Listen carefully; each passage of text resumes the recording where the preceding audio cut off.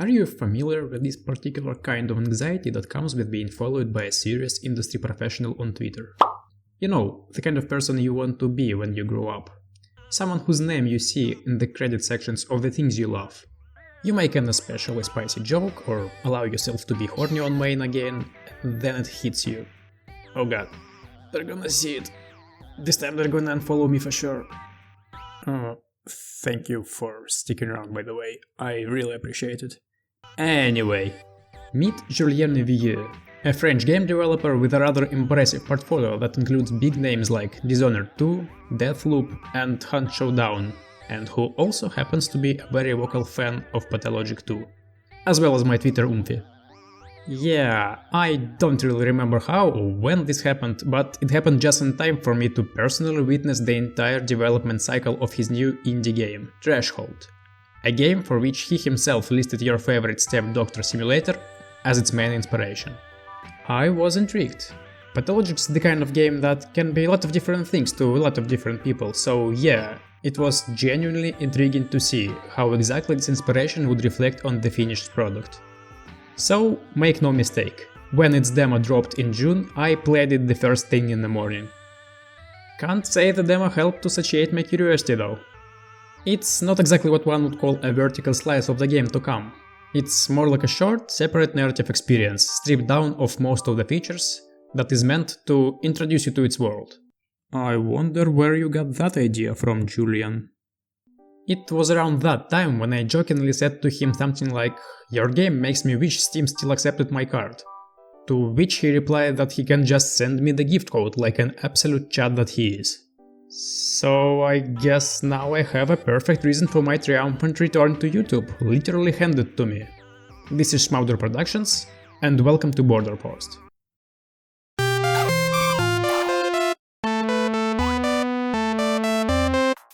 One thing that immediately stands out when you start a new game is Threshold's rather unconventional approach to difficulty.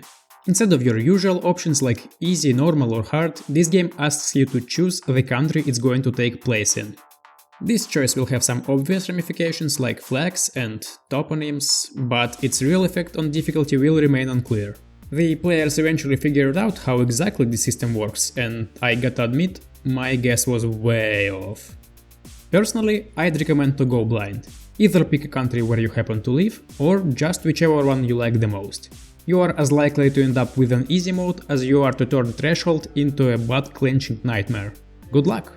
But if you still would like a little hint, I'll put one up for you in the top right corner for a split second, so look away if you don't want to be spoiled. But enough of that. Today is your first day on a job.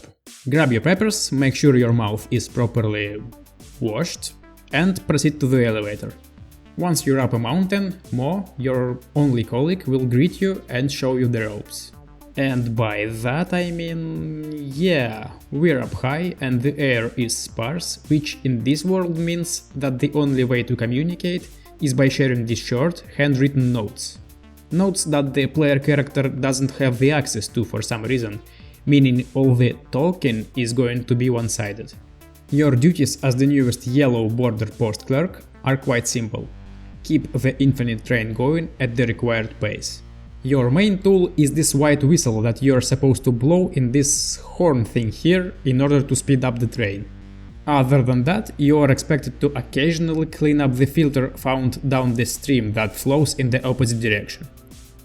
Train goes in, water comes out. As long as you're doing your job well enough, you will receive these tickets that you can exchange for... Yeah, if you ever thought that Borderlands electricity barrels are weird, wait till you see Threshold's air cans.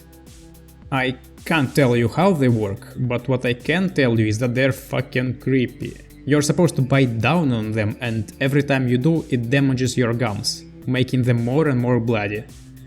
Don't worry though, Border Post employees canonically have great dental.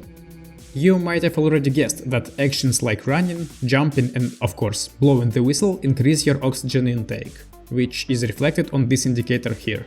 Fail to consume an air can when you're low on O2 and you will suffocate and die. Pretty straightforward. While I can definitely see some pathologic in the resource management mechanics and all this Kafkaesque presentation, one other game with a strangely similar name immediately popped into my mind the moment I got off that elevator. Just like on Paratopic, this combination of PS1 era graphics and sickly color palette left me with a strong feeling something is deeply not okay with this world. Except instead of that game's seemingly disconnected horror anthology, Threshold traps you inside a rigid environment of a grotesque factory. We are not doing time skips and perspective swaps. We are doing work. No one's face is going to turn into a creepy meat flower in Threshold. No, it's up to you to figure out what exactly is wrong here. Actually, you are expected to poke around in order to progress and reach the ending. Whenever Mo's around, you can point at stuff for explanations, and the more you explore, the more questions pop into your character's mind.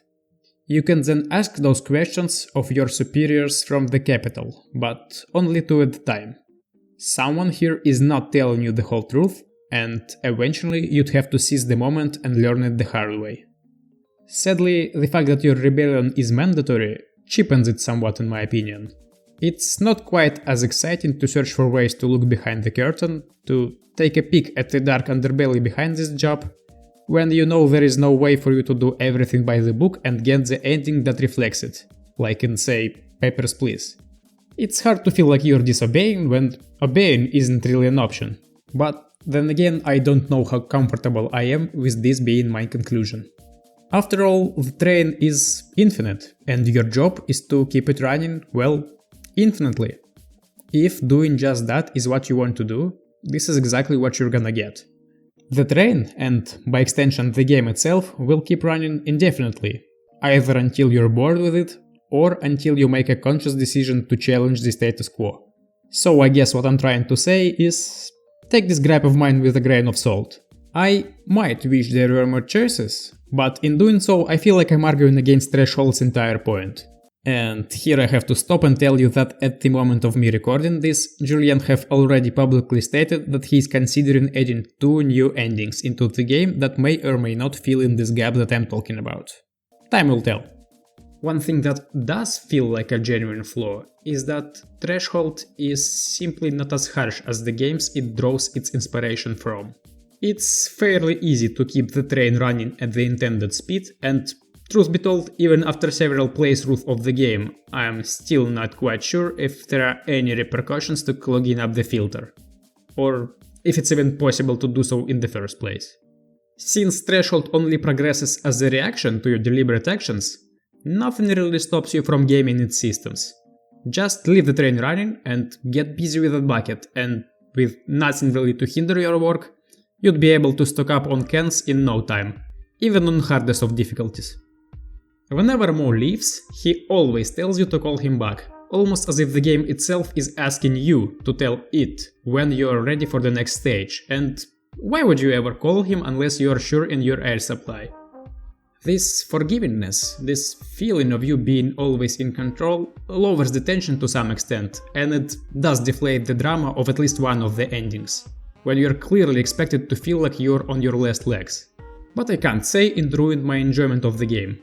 Threshold is a mood piece first and foremost, and I feel like me comparing it to Pathologic 2 this directly is akin to comparing Iron Lung to Subnautica.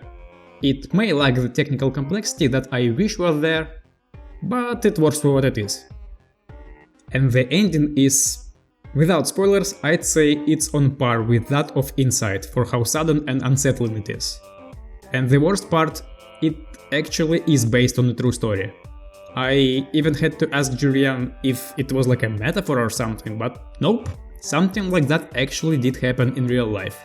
I obviously won't tell you what he told me, and as of right now no one seemed to figure it out yet, but if you want a small hint, you know the drill. It is genuinely anxiety-inducing to pass judgment on a game I've been around basically since the moment of its conception. Which is exactly why I'm so relieved to tell you that I ended up loving this thing. If an hour-long French Pathologic-inspired nightmare job simulator that's based on a true story sounds like fun to you, what are you waiting for? Go give my oomph your money. Oh, and I will be uploading my full, no-comment playthrough of the currently unlisted Threshold demo on my second channel, as a small act of art preservation. So go check that one out if you're interested. Links in the description. Thank you for watching. Small channel update before we go. Last few years were rough and I'm not gonna bore you with my lore, but I'll say this. If there is one good thing about this long of a hiatus is that it yields a buttload of WAPs. So hopefully I'll have something good for you in the coming year. I thank everyone who ever supported me, and if you wish to do so in the future, be on the lookout for updates. Patreon is... it's complicated, so I'll probably come up with something next time I post. Bye!